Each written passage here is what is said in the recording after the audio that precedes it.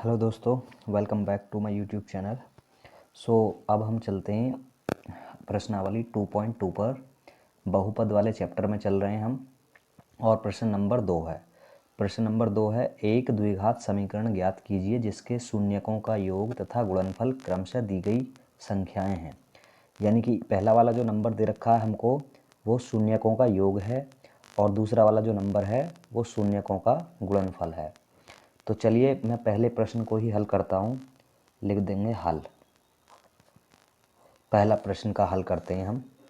तो सबसे पहले हमको उस द्विघात समीकरण ज्ञात करनी है, इसलिए द्विघात समीकरण की स्टैंडर्ड फॉर्म होती है, आपको पता है। माना द्विघात समीकरण ax² plus bx plus c बराबर 0। इसको समीकरण 1 मान लेंगे और इसके बाद में अब हम और समीकरण के शून्यक अल्फा तथा बीटा हैं। तब प्रश्नानुसार आपको पता है कि शून्यकों का योग यानी कि अल्फा प्लस बीटा कितना दे रखा है, वो है 1/4। 1/4 आपका अल्फा प्लस बीटा, यानी कि ये वैल्यू है आपकी। और समीकरण में जो अल्फा प्लस बीटा की वैल्यू आती है -b/a, यानी कि हमको लिखना है ये हो जाएगा आपका -b/a। और यहाँ से हम लिख सकते हैं, अब इसके बाद में हमको गुणनफल दे रखा है शून्यकों का, तो वो है आपका अल्फा इंटू बीटा यानी कि -1। अब इसके बाद में क्योंकि हमको a की वैल्यू दोनों में बराबर लानी है, तो हमको ये भी पता है कि जो द्विघात समीकरण है उसमें शून्यकों का योग c/a होता है। यानी कि हम कह सकते हैं इसको कि गुणा 4 ऊपर कर लो और नीचे, अब a की वैल्यू इसमें भी बराबर आएगी और नीचे वाली वैल्यू में भी बराबर आ गई। तुलना करने पर हम इसकी तुलना समीकरण से कर देंगे। इससे तुलना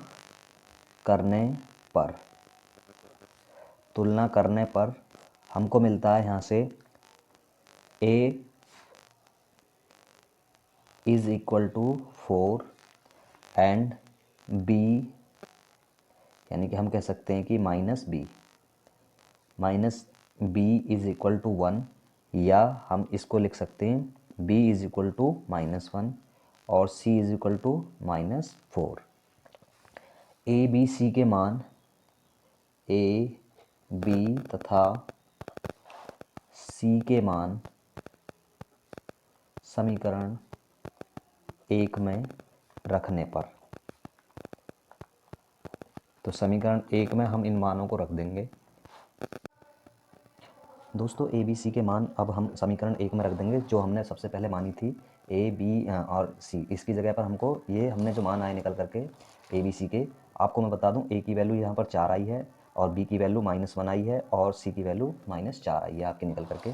तो हम इसे समीकरण में रख देते हैं और हमारी द्विघात समीकरण निकल के आ जाती है इस प्रकार।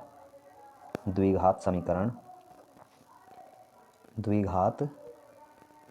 समीकरण तो समीकरण बनती है हमारी, a की जगह क्या है 4 और x², b की जगह क्या है माइनस, तो -1 है, हम इसको -x लिख देंगे यहाँ पर, और c की जगह क्या है -4, तो -4 है पहले से, तो इसलिए ब्रैकेट के अंदर बराबर 0, और इसको आगे को सॉल्व कर देंगे हम।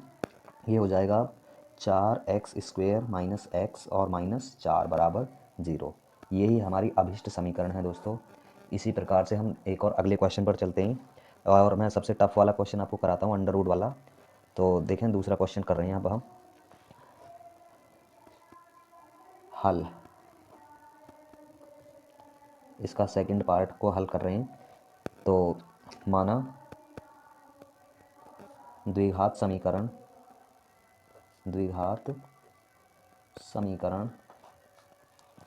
ax² plus bx plus c बराबर 0 है, इसी को हम समीकरण 1 मान लेंगे, और जिसके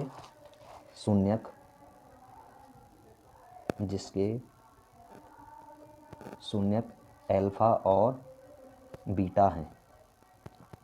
तो देखें शून्यकों का योग आपको पता है, इसलिए alpha plus beta is equal to कितना दे रखा है, √2। और आपको पता है √2 की जो वैल्यू होती है ये किसके इक्वल होती है, शून्यकों का योग जो होता है वो होता है -b/a। इसके बाद में शून्यकों का जो गुणनफल है वो दे रखा है alpha into beta is equal to 1/3। तो ये होता है आपका c/a के बराबर। देखिए दोस्तों, इस समीकरण को हल करने के लिए इस प्रकार से हमको देखते हैं कि a की वैल्यू नीचे है क्या। तो गुणनफल में a की वैल्यू जो है 3 है, यहाँ पर 3 नहीं है, इसका मतलब हमारी समीकरण असंतुलित है। तो इसको संतुलित करने के लिए इसमें ऊपर नीचे 3 की गुणा कर देंगे हम। इस प्रकार हमारे पास में जो नंबर मिलेगा वो b की वैल्यू ये आएगी निकल करके, और c की वैल्यू ये आ गई, और a की वैल्यू दोनों में समान हो गई। अब तो हम लिख देंगे यहाँ a इज़ इक्वल टू हमारे पास आया 3, और b इज़ इक्वल टू -3/2, और c इज़ इक्वल टू कितना 1।